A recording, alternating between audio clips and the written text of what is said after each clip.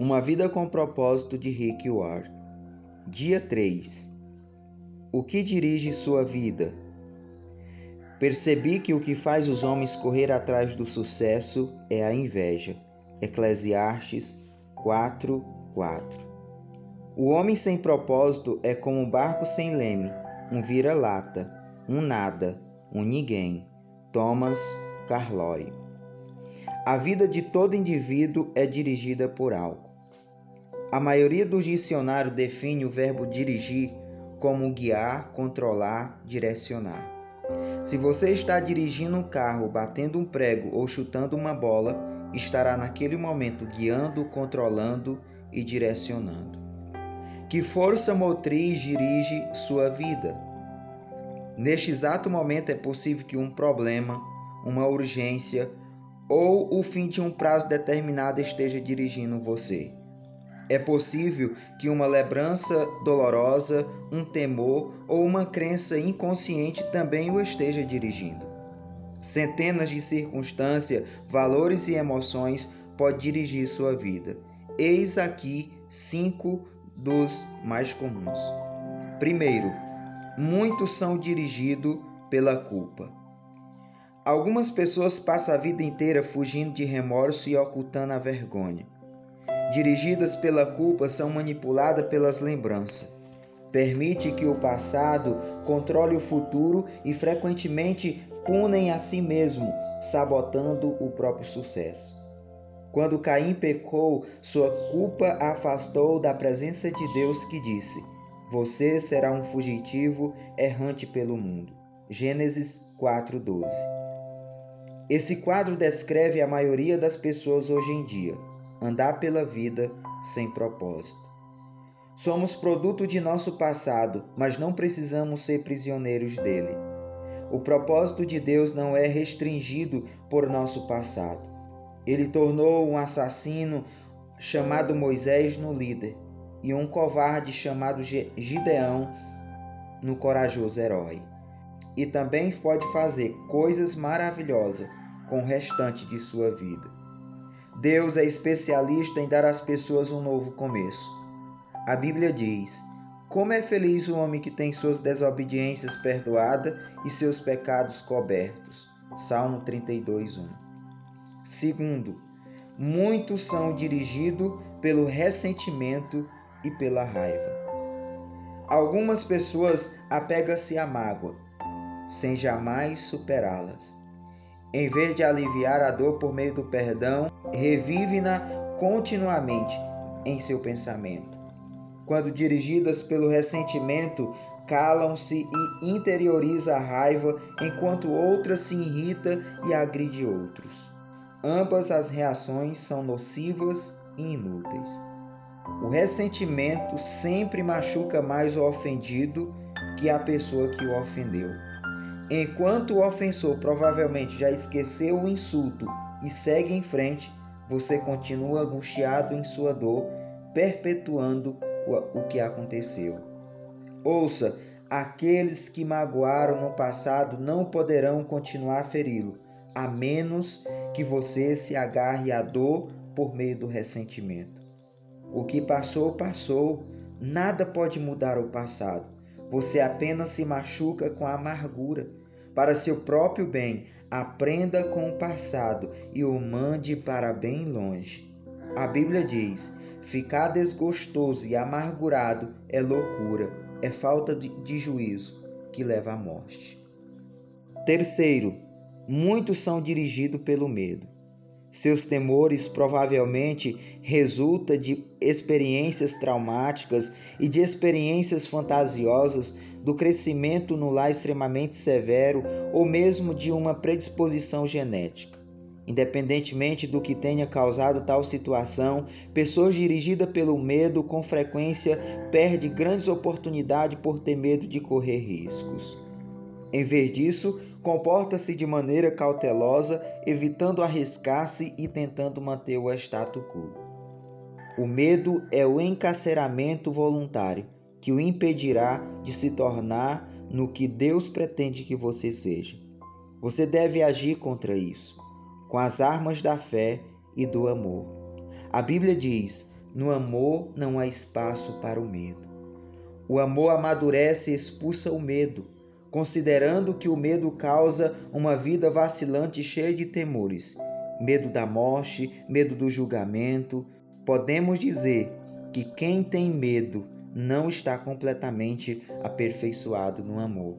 1 João 4,18. Quarto, muitos são dirigidos pelo materialismo. O desejo de adquirir é o único objetivo na vida de algumas pessoas.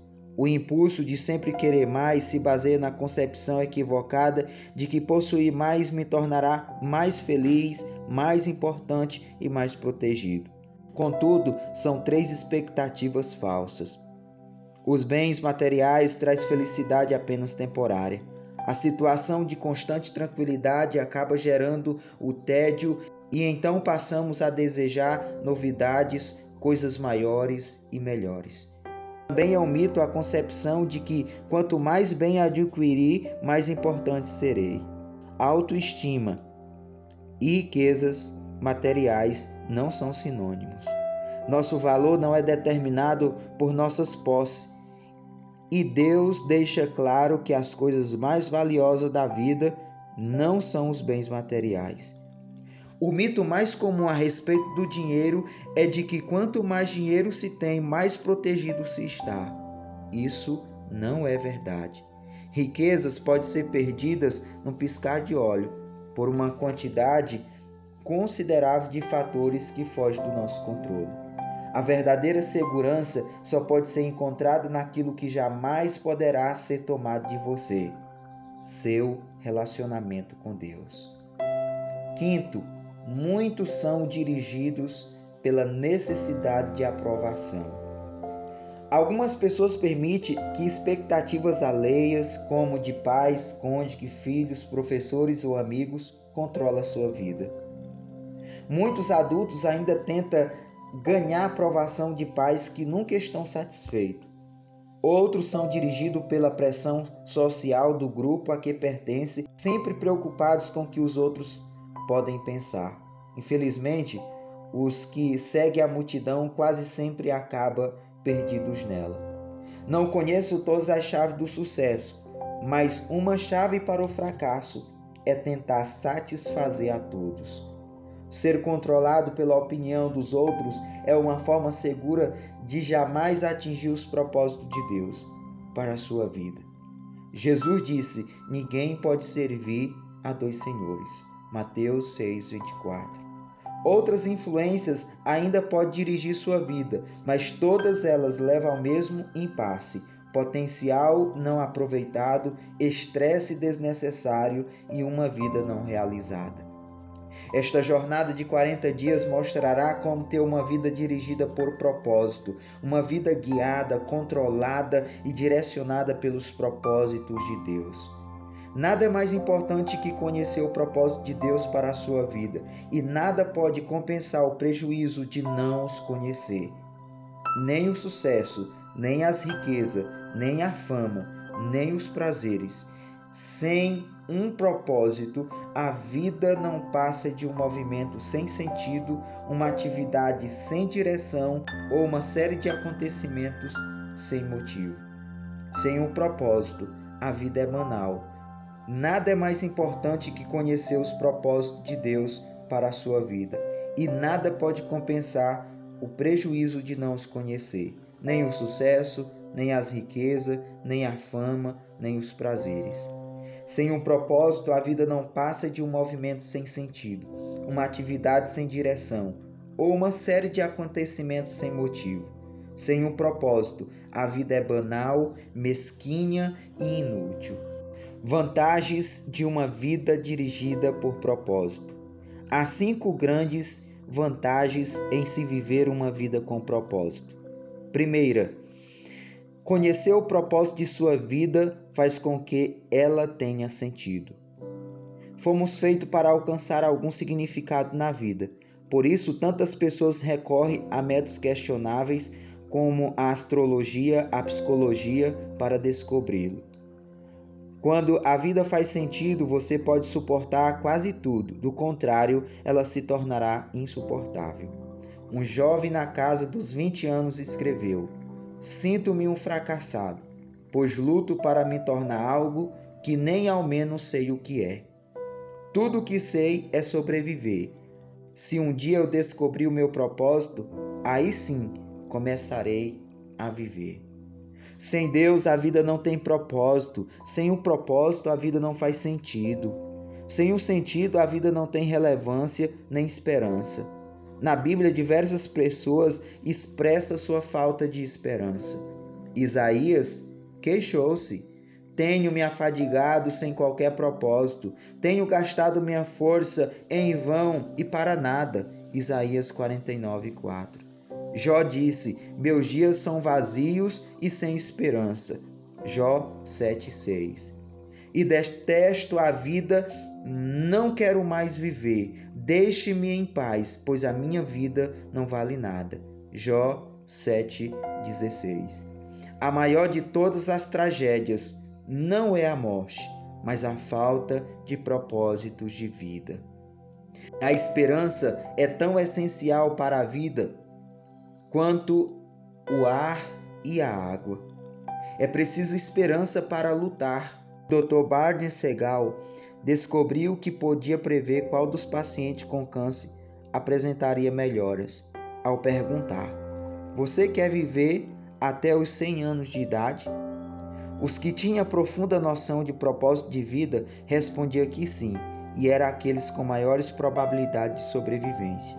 A esperança é resultado de se ter um propósito. Se você tem se sentido sem esperança, não desista. Mudanças maravilhosas acontecerão em sua vida quando você começar a viver com propósito.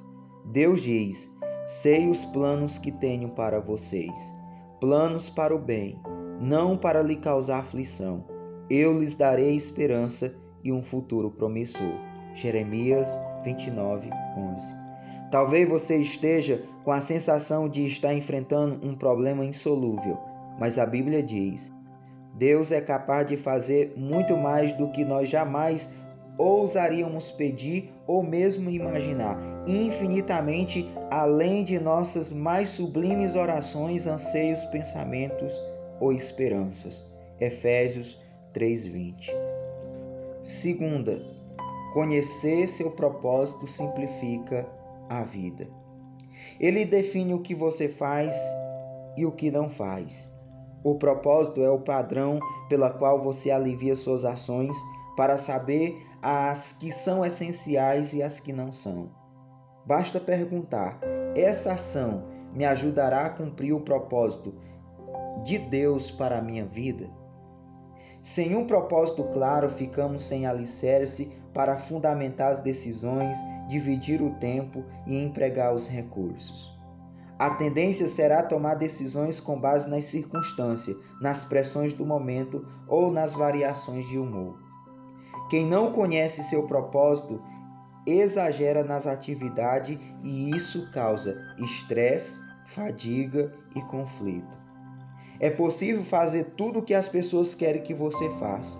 Seu tempo é suficiente apenas para fazer a vontade de Deus. Se você não consegue realizá-la por completo, significa que está tentando fazer mais do que Deus pretendia que fizesse. Ou possivelmente está assistindo muito a programas de televisão. Uma vida dirigida por propósito conduz-nos a um estilo de vida mais simples e a uma agenda mais saudável.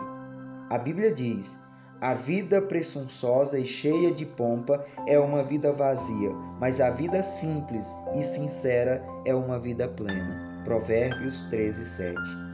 Isso também leva à paz de espírito. Tu, ó Senhor, dás paz e prosperidade às pessoas que têm uma fé firme, às pessoas que confiam em Ti. Isaías 26:3. Terceira, conhecer seu propósito ajuda a estabelecer prioridades. Isso faz com que seus esforços e energias se concentrem no que é importante. Você se torna eficiente ao ser seletivo. Faz parte da natureza humana distrair-se com assuntos de menor importância. Fazemos de nossa vida um jogo. Henry David Thoreau, observou que as pessoas vivem no desespero silencioso. Mas hoje, uma melhor descrição seria distração sem objetivos. Muitas pessoas são como o girascópio, rodopiando num ritmo frenético sem jamais chegar a lugar nenhum. Sem um propósito definido, você ficará mudando de rumo, de emprego, de relacionamentos e de igreja, na esperança de que cada mudança seja definitiva ou preencha o vazio do seu coração. Você pensa, talvez seja diferente desta vez, mas isso não resolve o verdadeiro problema, que é a falta de foco e de propósito. A Bíblia diz: não se descuidem, tentem entender o que o Senhor quer de vocês. Efésios 5,17. A capacidade de concentração pode ser verificada na luz. A luz difusa tem impacto e energia reduzidos, mas você pode concentrar o foco. Com uma lente de aumento, os raios do sol podem ser concentrados a ponto de antear fogo à grama ou a um pedaço de papel.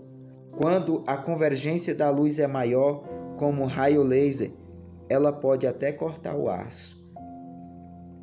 Não há nada tão poderoso quanto uma vida direcionada, isto é, vivida com um propósito. Os homens e as mulheres que mais influenciaram a história estavam concentrados numa direção. O apóstolo Paulo, por exemplo, difundiu o cristianismo no Império Romano praticamente sozinho. Seu segredo era uma vida direcionada. Ele disse: estou concentrando minhas energias unicamente nisto, esquecer o que já passou e avançar para o que está na minha frente. Filipenses 4:13. Se você quer ser uma pessoa que cause impacto, dê-lhe uma direção.